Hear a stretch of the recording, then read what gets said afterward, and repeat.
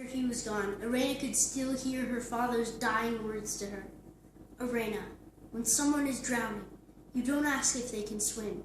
You just jump in and help." Irena's father died of typhus during an epidemic because he'd been the only Polish doctor nearby who would treat the poor Jewish patients. Irena was only 7 years old then, but she never forgot her father's lesson and would someday come to risk her life to jump in and help those who couldn't help themselves. In 1942, the Nazis began deporting Polish Jews by the thousands from the desperate prison camps of the ghettos to death camps like Treblinka. Irena realized that she needed to organize the escape of as many Jewish children as possible, but getting the parents to give up their very own children was very, very difficult. One young Jewish family, the Koppels, had a beautiful baby girl named Elżbieta.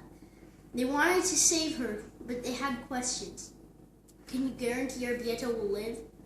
But all Irena could tell them was that if Beata stayed, she would surely die. "You must decide right away," she said. But Henia Koppel shook her head. "No, I need one more night. Please, just one more night." Irena arrived early the next morning, and Henia Koppel was weeping. Mr. Koppel opened the door holding Beata in his arms, but was unable to speak. Beata's grandfather said, "Take her. Take her today before we change our minds again." Beata's mother gave her one last embrace, one last kiss, and finally settled her in an empty carpenter's box lined with a clean blanket. She caressed her face one last time and took from her pocket a small silver spoon inscribed, "Elżbieta, January 5th, 1942. You must make sure that Elżbieta's new parents keep this spoon. She must know it was a gift from her mama and papa." Beautiful little Elżbieta was smuggled out past Nazi guards hidden in a truck underneath a load of bricks. On other trips to the ghetto, Irena smuggled children out in baskets, boxes, sacks, and suitcases.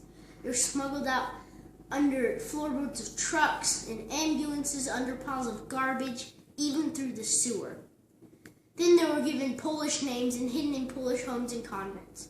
Irena wrote the names down, put them in a jar, and buried them under an apple tree in her backyard. By the time the war was over, Irena and the network she led saved over 2,500 Jewish children. Irena later said, "It was always on my mind that I couldn't do more. This regret will follow me to my death."